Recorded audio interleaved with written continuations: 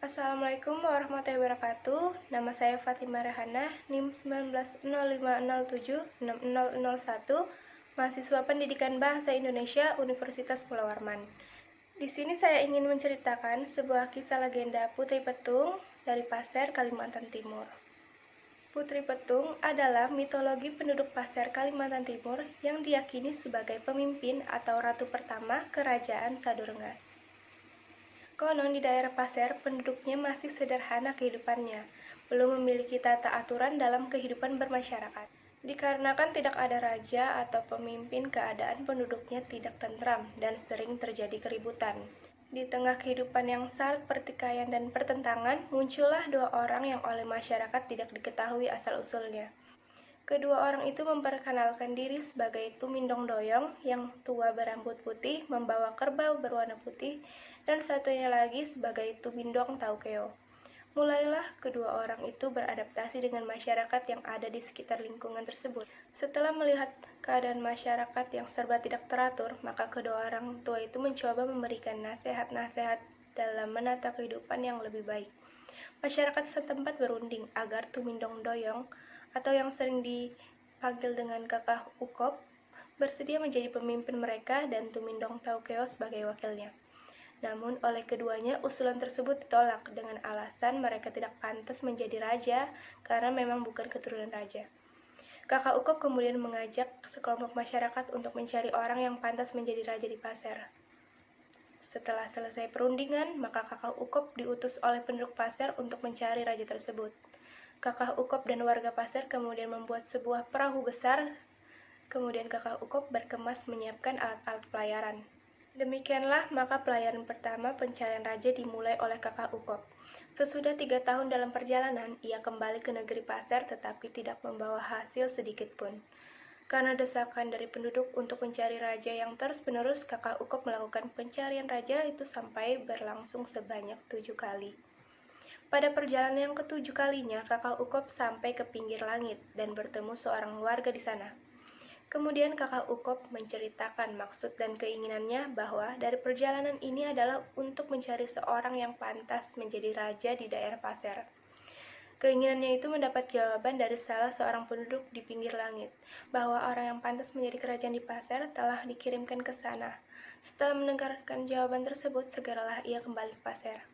Sebagai bukti bahwa Kakak Ukop telah bertemu dan berbicara dengan penduduk di pinggir langit yang telah mengirim calon raja untuk daerah Pasir, maka Kakak Ukop diberi barang-barang berupa ceret, pinggan melawan, batil dari tembaga, gong tembaga, dan masih banyak lagi. Dikatakan bahwa barang-barang tersebut akan menjadi barang untuk calon raja nanti. Dengan membawa barang-barang tersebut, maka Kakak Ukop berlayar kembali pulang. Dalam perjalanan pulang memasuki daerah Kuala Pasir, pada malam harinya Kakak Ukop bermimpi.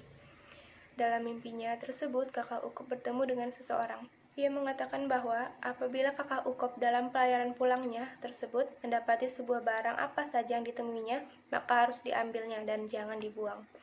Pada keesokan harinya, ketika Kakak Ukop pergi ke haluan perahunya, ia melihat di depan perahunya menyangkut satu ruas betung yang besar.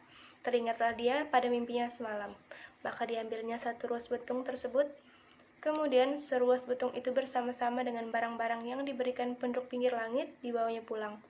Satu ruas betung yang ditemukannya itu ditaruhnya di atas selayan dapur tempat kayu api. Mendengar kedatangan Kakak Ukop, maka penduduk bergembira dan menanyakan hasil perjalanannya itu. Kakak Ukop menjawab bahwa menurut pembicaraan dan perjanjiannya dengan seorang warga pinggir langit, bahwa yang bakal menjadi Raja Pasir sudah dikirimkan ke sini. Barang-barang bukti untuk kerajaan Pasir diperlihatkannya kepada penduduk, kemudian barang-barang itu disimpannya dengan baik di dalam rumahnya. Setelah sekian lama mereka menunggu datangnya seseorang yang akan menjadi raja di Pasir, ternyata tak kunjung datang juga. Melihat hal itu, maka Kakak Ukop bermaksud kembali berlayar untuk yang ke-8 kalinya mencari seorang raja untuk daerah Pasir. Berangkatlah ia untuk yang ke-8 kalinya. Sepeninggal Kakak Ukop, hujan turun dengan derasnya, sampai kayu api untuk persediaan memasak habis. Pada saat itu, istrinya yang bernama Itak Ukop, tanpa berpikir panjang, diambilnya seruas betung itu untuk dijadikannya kayu api dan dibelahnya. Sesudah betung itu dibelah, betapa terkejutnya ia mendapati sebutir telur. Diambilnya telur tersebut, kemudian ditaruhnya di dalam sebuah pinggan melawan, kemudian pinggan tersebut diletakkannya di dekat tempat tidur. Tepat pada tengah malam, terdengarlah suara telur itu menetas, diiringi dengan suara anak kecil yang sedang menangis. Seisi rumah semuanya bangun menyaksikan kejadian yang ajaib itu. Anak itu kemudian diambil dan dimandikan oleh Itak Ukop, serta diselimuti dengan kain cindai dan dipeliharanya dengan sangat baik. Anak itu seorang perempuan dan diberinya nama Sari Sukmadewi dengan julukan Putri Petung karena berasal dari dalam belahan betung. Pada saat yang sama, si Ukop, kerbau putih miliknya sedang beranak juga dan mengeluarkan air susu yang baik. Maka dengan air susu itulah Putri Petung dipelihara sampai besar. Putri Petung telah berusia 14 tahun, wajahnya sangat cantik sehingga tersiar kemana-mana tentang kecantikannya. Pada waktu itu, dengan tidak disangka-sangka, Kakak Ukop kembali dari pelayarannya, tetapi tidak membawakan hasil. Ketika tiba di Muara Pasir, ia mendapati kabar bahwa istrinya mempunyai seorang anak perempuan yang cantik sepeninggalnya dalam pelayaran. Mendengar kabar itu, Kakak Ukop marah sebab disangkanya istrinya telah berbuat serong dengan laki-laki lain sampai mendapat seorang anak. Dengan hati yang marah, ia mendatangi istrinya dan hendak membunuhnya. Tetapi hal tersebut dapat dicegah oleh tetangganya. Dan berceritalah tetangganya itu tentang kenyataan yang sesungguhnya terjadi. Setelah mendengar cerita itu, maka Kakak Ukop teringat kembali akan janji orang yang di pinggir langit.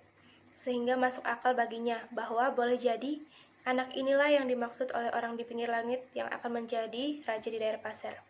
Kakak Ukop lalu pulang dengan girang serta menyayangi anak angkatnya itu. Sesudah itu, teringat pula olehnya akan barang-barang yang dibawanya dari pinggir langit. Kemudian diserahkannya lah kepada Putri Petung. Demikianlah, saat menginjak usia 22 tahun, Putri Petung diangkat dan diakui oleh penduduk Pasir sebagai ratu atau Raja Putri Sadurengas. Putri Petung kemudian menikah beberapa kali, namun tidak pernah berhasil. Setiap lelaki dalam perkawinannya mendadak mati atau lari dari peraduan sebelum malam pertama pernikahan. Hal tersebut disebabkan sari bambu yang melekat pada tubuh putri. Hingga suatu ketika datanglah rombongan pelayaran syiar Islam dari Jawa yang dipimpin oleh Ki Raden Mas Mantri atau Pangeran Indrajaya dari Giri atau Abu Mansur Indrajaya. Pangeran tersebutlah yang berhasil menyembuhkan penyakit Putri Petung dan kemudian menikahinya. Dari perkawinan Putri Petung dengan Pangeran Indrajaya, menurunkan Raja dan Sultan Kerajaan Sadurengas atau Kesultanan Pasir. Demikianlah kisah legenda Putri Petung yang dapat saya sampaikan. Wassalamualaikum warahmatullahi wabarakatuh.